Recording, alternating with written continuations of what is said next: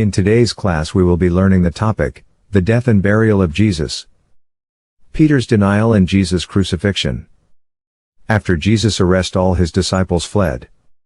A young man named John Mark followed Jesus, and he took a linen cloth and threw it to cover the body of Jesus Christ already in the hands of his enemies.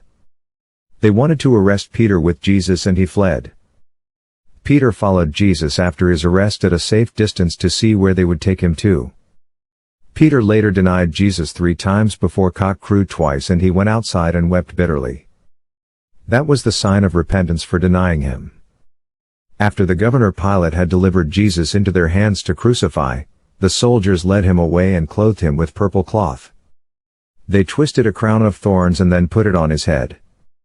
They began to make mockery of him by saying, "Hail, King of the Jews!"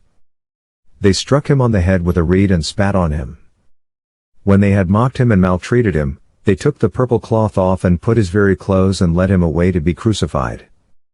Jesus was asked to carry his own cross to Golgotha, and when he became tired, a man called Simon, a Cyrene, was compelled to carry the cross for Jesus, and finally they got to Golgotha and Jesus was crucified, and 2 criminals were crucified with him. One was on the left-hand side while the other was on the right-hand side.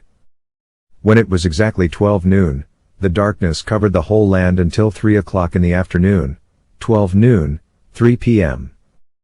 Jesus cried with a loud voice and said, "Eloi, Eloi, lama sabachthani," which was translated to mean, my God, why have you forsaken me?"